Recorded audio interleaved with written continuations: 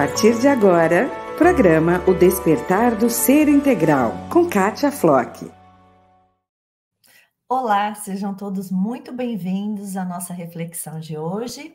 Sou Kátia Flock, estou representando o Instituto Alfa do Bem, que tem como objetivo maior atendimentos a crianças e adolescentes, que não tenham condições de fazer um tratamento psiquiátrico, psicológico, neurológico, e buscam a nossa instituição. Nós estamos fazendo esse trabalho assim como objetivo de ajudar a nossa comunidade. Então, o Instituto Alfa do Bem, ele tem como objetivo maior contribuir com a nossa comunidade. Desculpe. E hoje nós vamos estar refletindo sobre um tema muito importante, muito legal, que vai fazer com que nós possamos refletir um pouquinho melhor a nossa vida, o nosso dia a dia, que é o confronto com a sombra. E o que são as sombras, né? Ou o que é a sombra em si? A sombra são conteúdos que nós não vivenciamos de forma positiva, e que ficou armazenado em uma parte de nossa mente, chamada inconsciente. Então, um dos estudiosos foi o Carl Gustav Jung, que estudou perfeitamente sobre a sombra. E a sombra, eu diria assim, que são aqueles conteúdos que nós armazenamos de histórias sofridas, de histórias não resolvidas, de medo, de dor, de ódio, de inveja, ciúme, enfim, tudo isso que nós não resolvemos na nossa vida, nós jogamos lá para o nosso arquivo mental e aquilo fica lá. Só que essas memórias, elas estão vivas. Essas memórias que nós jogamos, vamos supor assim, a sujeira debaixo do tapete, só que o tapete seria o nosso inconsciente e nós vamos jogando tudo lá dentro. Odeio essa pessoa, essa situação que aconteceu, eu não vou perdoar, e vou jogando debaixo do tapete. Ou então eu finjo que perdoo, eu gosto de todo mundo, eu seguindo uma religião, agora eu sou pura, nananã. Então eu estou jogando sujeira debaixo do tapete. Uma hora aquilo vai explodir. Por quê? Quanto mais eu não resolvo a minha história emocional, mais aquilo fica latente dentro de mim. Então, o Freud, ele foi muito feliz dando uma explicação assim bem elucidativa, dizendo que a nossa mente é como se fosse... imagine o oceano, uma pontinha que está acima do oceano, de terra, de morro, de rocha. Aquela pontinha seria a nossa consciência, aquilo que nós temos noção do que acontece em nossa vida. Só que para aquela pontinha estar superficial, acima da zona de visão do mar, para ela estar ali, aquela pontinha, vocês imaginam que se nós colocarmos toda a aparelhagem de mergulho, nós entrássemos no oceano, próximo àquela pontinha que nós estamos chamando de pontinha, nós mergulharmos ali, nós vamos ver que ali, abaixo da linha do oceano, existe o quê? Uma montanha enorme. E essa montanha enorme, Freud denominou de inconsciente, ou seja, eu achei fantástico, eu utilizo muito isso nas minhas aulas, nas minhas palestras. Por quê? Porque, na verdade, aquilo que é consciência ou consciente é apenas uma pequena parte do que nós temos controle.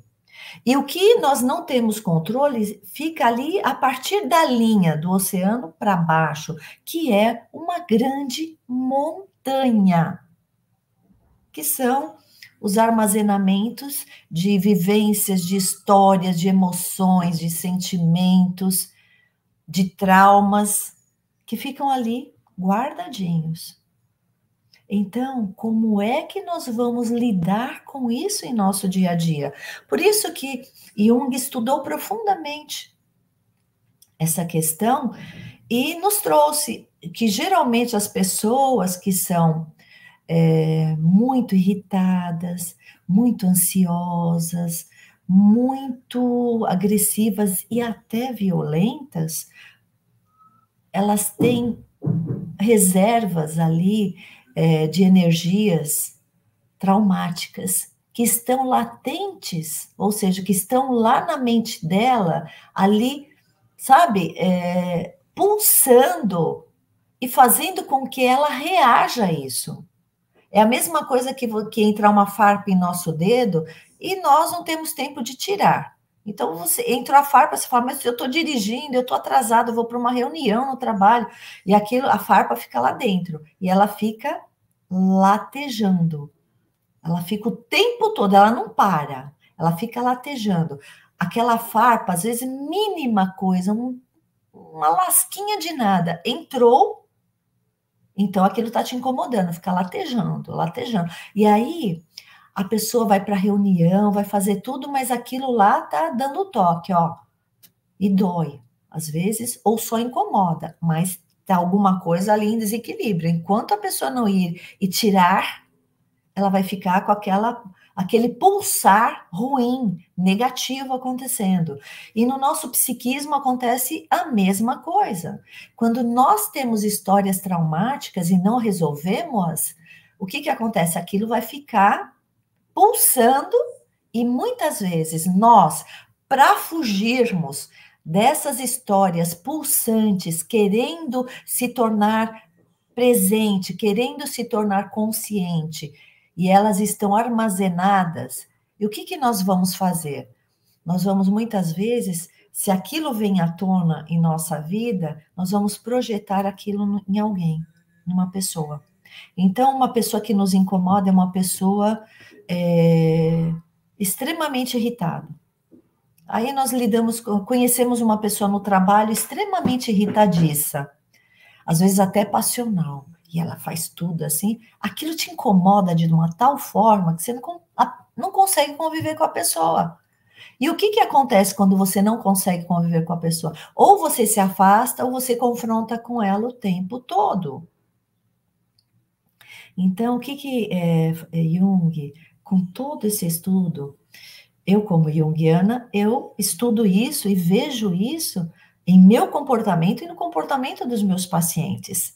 Então, o que nós precisamos entender? Que aquilo que nos incomoda no outro, com certeza aquilo está em nós. Então, nós precisamos, ao invés de brigar com o outro, porque o que faz? Quando algo do outro nos incomoda, a primeira reação nossa qual é?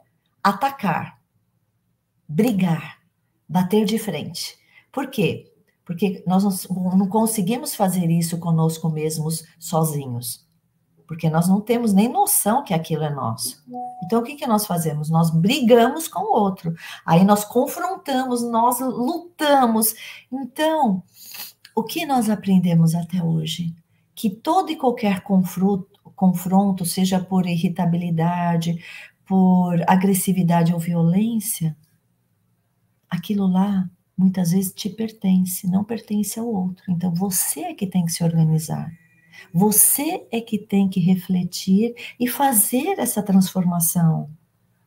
E como fazer tudo isso? Em primeiro lugar, nós temos que perceber que aquilo pode estar sendo algo que que foi colocado pelo universo para nos incomodar, para nós fazermos alguma coisa e não fugirmos da convivência com o outro. Às vezes você se casa com uma pessoa que aparentemente tem um comportamento muito interessante, você é apaixonada, você não vê nada que possa ser incomodativo, nada. Você ama a pessoa maravilhosa, você namora, você vive um período assim de namoro fantástico, você tem seus sonhos, você busca que esse contato perdure e você quer se casar e você se casa.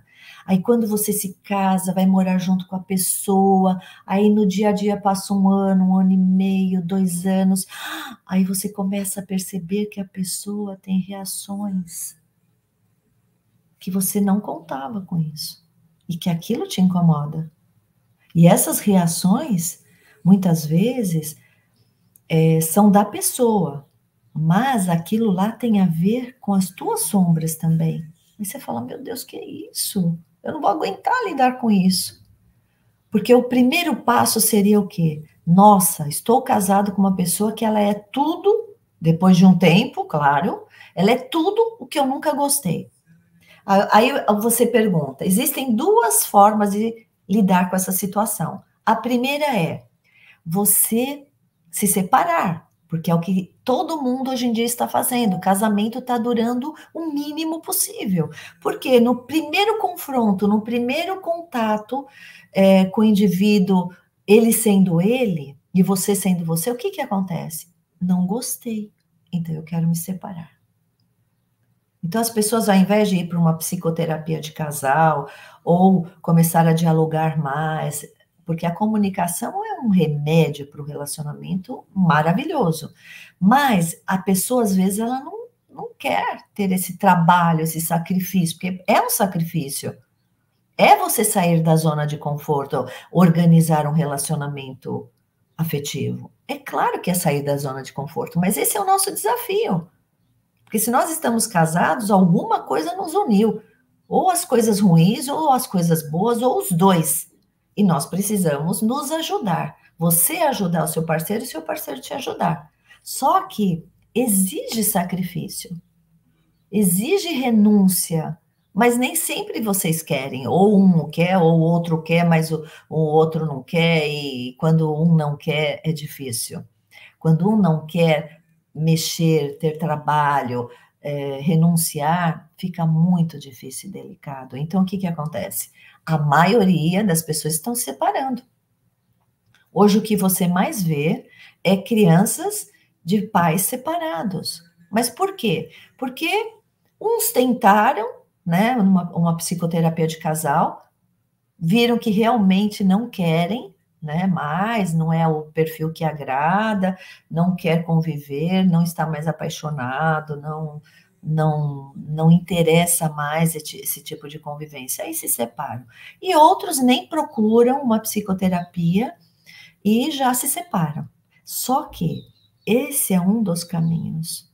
O outro é você entender, será que eu não tenho também algo que está prejudicando esse relacionamento? É você refletir, é você buscar se conhecer e perceber que se essa pessoa entrou em sua vida é porque algo dela também está em você e algo de você também está nela. Então, na convivência, o que a gente faz? A gente se melhora. Por isso que Jung diz que a melhor forma de elaborarmos, de transformarmos as sombras em luz, que a luz é a consciência dos fatos, a consciência do que você é a psicoterapia, onde você trabalha incessantemente sobre a tua história de vida. Esse é o grande autoconhecimento, esse é o grande estudo sobre a tua vida, é a tua biografia. Nós estamos cansados de estudar biografias de pessoas importantes, interessantes, que escrevem coisas boas, que nos ajudam, só que nós precisamos também dar importância para nós. Nós precisamos nos conhecer, nós precisamos saber quem somos, nós precisamos saber o que é que gera aqueles comportamentos negativos. Quando nasceu aquele tipo de comportamento? Porque nós, dentro da nossa abordagem espiritual reencarnacionistas, nós sabemos que somos seres imortais.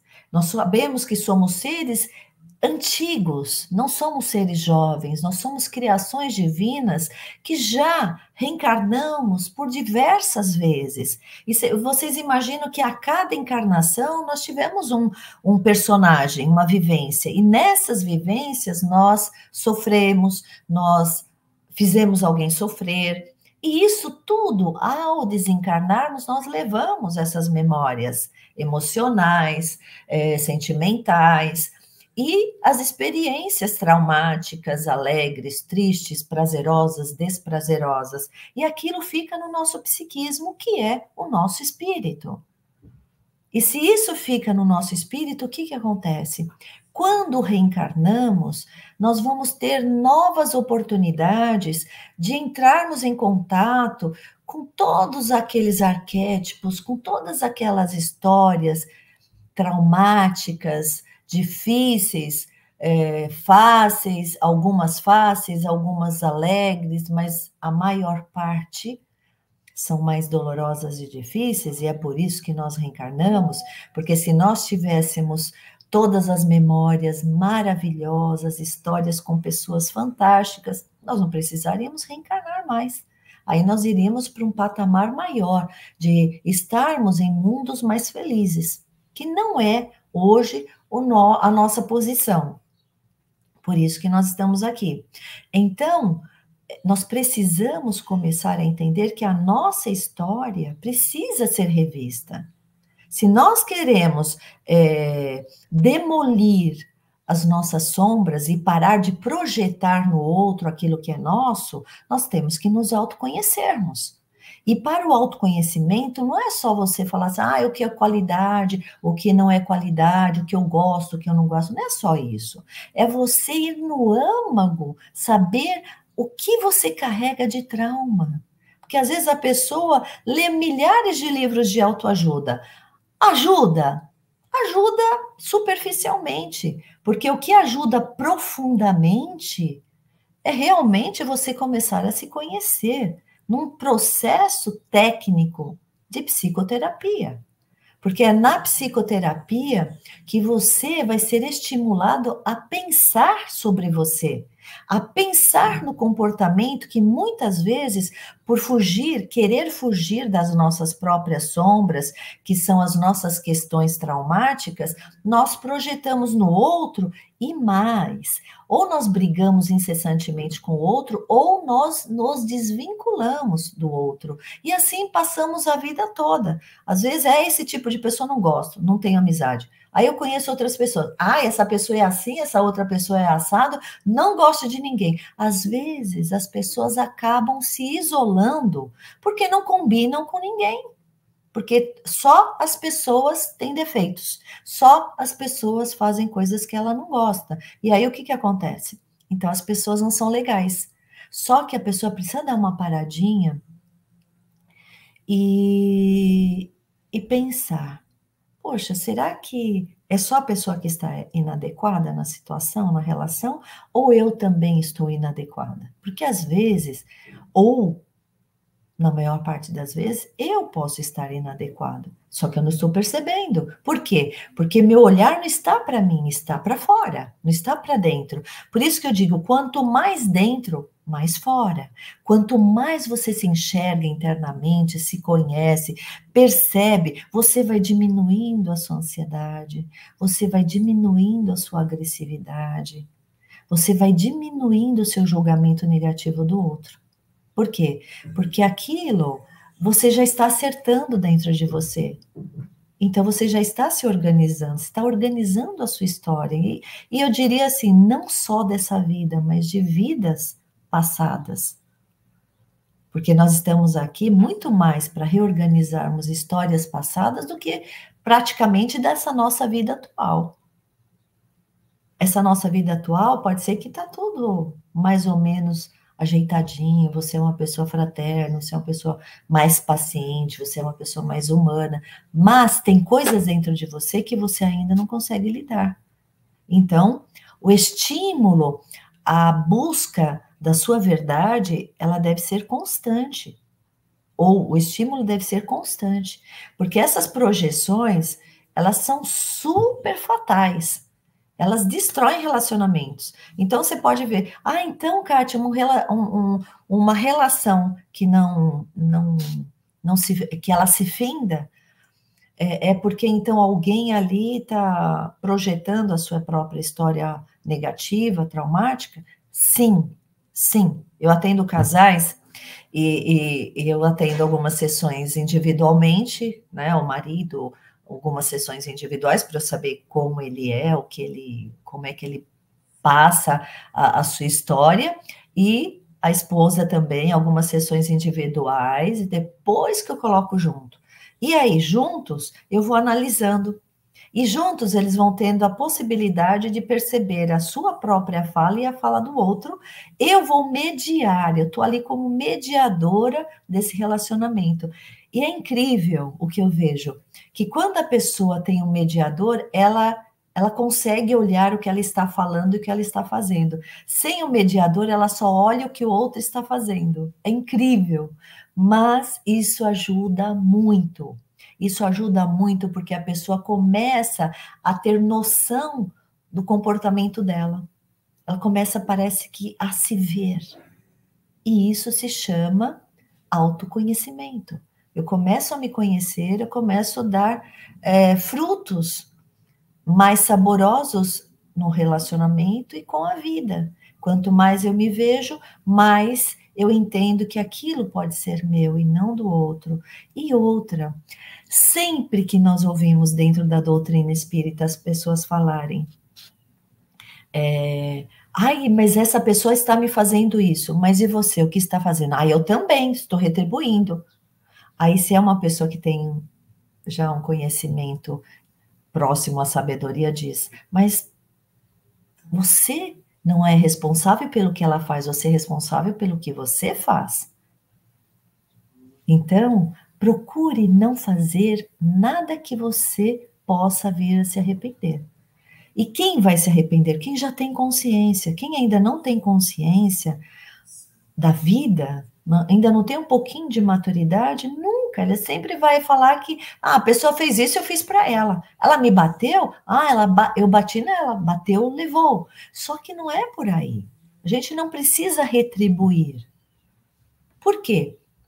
Porque a gente tem que pensar assim, o que eu posso aprender com essa história? E outra, se ela está fazendo, o problema é dela. E se eu fizer, o problema é meu. Eu não quero. Então, quanto mais eu pego as rédeas das minhas emoções, do meu comportamento, da forma de eu pensar a vida, menos interferência irá ter sobre mim. Então, eu pego as rédeas das minhas emoções, então, seja lá o que o outro fizer por mim, eu já tenho a capacidade de gerenciar, de não brigar. Então, muitas vezes, uma pessoa ela não pode brigar sozinha. Ela fica lá se esperneando, tal, e a hora que você solta uma palavra ou meia palavra, ela voa em você. Agora, se você não falar nada, ela não tem condições de voar em você. Porque ninguém, nem o animal ele sempre está lá, ele espera um comportamento ou da pessoa ou do outro animal para ele pular. Então, se o outro silencia, eles ficam quietinhos. Pense nisso, reflita sobre isso e veja como dará certo. Então, sinta que tipo de sombras ainda estão vindo à tona e fazendo com que você tenha comportamentos mais agressivos, irritadiços e até violentos. E lembre-se, tudo que está abaixo do oceano, que é o inconsciente, ele é muito maior. E se você não se conhecer, é como se você não estivesse controle nenhum sobre você. Por isso, busque o autoconhecimento, busque se perceber, busque o silêncio, no silêncio que nós entramos em contato com a nossa história. E eu tenho certeza que você seja uma pessoa muito mais serena e plena naquilo que estiver fazendo. Um beijo grande a todos e até a próxima semana.